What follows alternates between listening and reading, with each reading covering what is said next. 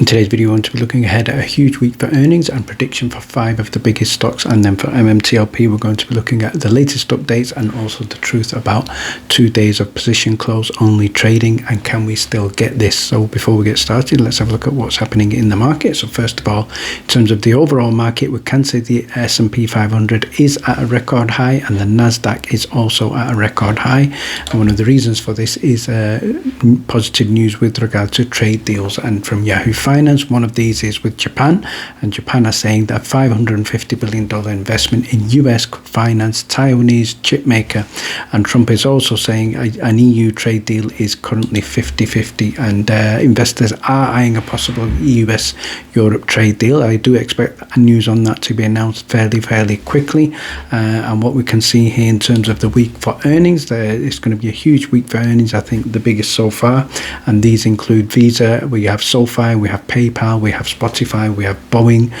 we have Meta, Microsoft, HUD, CVS Health, Amazon, and one of the bigger ones would also be Apple and Exxon.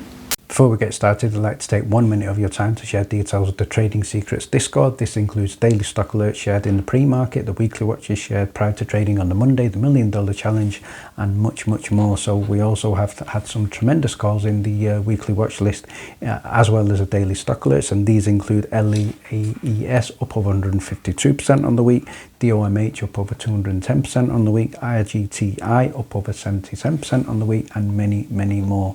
We have a new channel called Top Ranked Stocks DD, and this includes PDF reports which you can download and use for research and due diligence. Obviously you can join us in live trading chat as well. We've just had a $2,000 Discord update which includes breaking news for stocks, including bio stocks, earnings, analyst ratings, Reddit news, why the stock is moving, and much more. And as well as that, you can join us in the famous $1 Million Challenge, where we look at compound return investing and 201 trades. And just a reminder of the power of compounding: if you have 1 cent, you double that for 30 days, you would have over $5 million, but we are using a strategy of just a 3.5% return. Before we look at earnings prediction for 5 of the biggest stocks due to call this week, a quick review of the previous week's weekly watch list, where we had some tremendous calls. NVTS, that was up over 18.1%, so congratulations to everybody who got in NVTS. PRAX was another call on good news, up over 8.7%. MESO was up over 6.3%. TGB was up over 5.2%. And in terms of the big squeeze on Monday, we had OPEN, that was up over 72% on Monday. So great opportunity there to take profits, because obviously then it did come down and fell down 8.6% on the week. So a good number of calls there. If you would like to get the next watch list, it will be available prior to trading on the Monday. So let's now look ahead to some of the earnings. I think one of the biggest ones I'm going to be looking at is Apple, ticker symbol APPL. So overall, they are expected to beat estimates, and they're going to report on Thursday, July the 31st, 2025. So the consensus earnings estimate is $1.42 per share on revenue of $88.53 billion, and this represents a 3.2% year-on-year revenue growth. So I think fairly consistent and solid performance from Apple. The next huge call will be AMZN, also known as Amazon. They are also expected to be earnings, and they are reporting on Thursday, July 31st. Consensus earnings estimate is $1.33 per share on revenue of $162.17 billion. That represents a 9.6% year-on-year revenue growth. So tremendous figures expected from Amazon. And I think the other great one is META, also known as Meta Platforms. They're also expected to beat earnings, reporting on Wednesday, July the 30th. A consensus earnings estimate is $5.83 per share on revenue of $44.69 billion.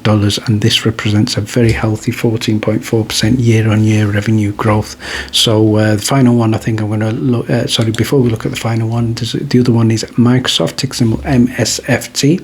Consensus earnings estimate is $3.35 per share on a revenue of $73.71 billion. That represents a 13.9% year-on-year revenue growth, and they're reporting on July the 30th. And I think the final one that a lot of people will have their eyes on is SOFI, ticker symbol SOFI, and they are expected to also be earning morning. Beat estimates, they're going to report earlier, Tuesday 29th of July 2025, and the consensus earnings estimate is 6 cents per share on revenue of $805.44 million, and that represents a very healthy 34.5% year-on-year revenue growth. Finally, let's now follow on from the previous video where we looked at MMTLP and the interview of Tucker Carlson of Trevor Milton, and we can see here this has now got a staggering view of in excess of 28 million views. So we'll go ahead and check out the video and then the previous video where we all actually did a commentary and played an interesting clip from this video. But there has been a reaction, and also a reaction from Trevor, Rob, and one of the shills by the name of Jeff Davies, who stated here, first of all, Jeff has stated, imagine being so stupid that you think Trevor Milton didn't commit fraud, then broadcasting your stupidity to the world.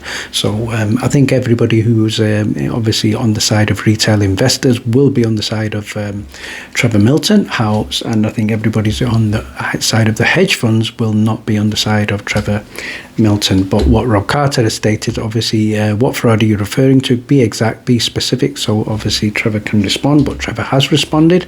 He said you can't remove ignorance and stupidity from Energy Credit One, unfortunately. So he's referring there to Jeff, who I think certainly is ignorant. He didn't listen to the podcast of the documentary that has been viewed close to 29 million times. So I do agree with that. What Robert stated here, tagging in Trevor, he states, I know you've been swamped with interview requests. However, he's been covering the short squeeze practice on behalf of the MMTLP army for months, hoping he can get him also onto the show. So let's see if that does materialize, and I think that should be an amazing interview. So moving on to other developments from John Berder, he states here, shouldn't the auditors for Fidelity, Schwab and all broker dealers who receive shares in the Nextbridge Hydrocarbons Exchange have to footnote their liability of shares they don't have versus the shares they are obligated to deliver to their clients, i.e. the IOUs? Seems to me that otherwise this could be fraudulent for the broker-dealer and the auditor. Maybe that's a string that we should be pulling on, especially if you are looking at legal action against any brokers.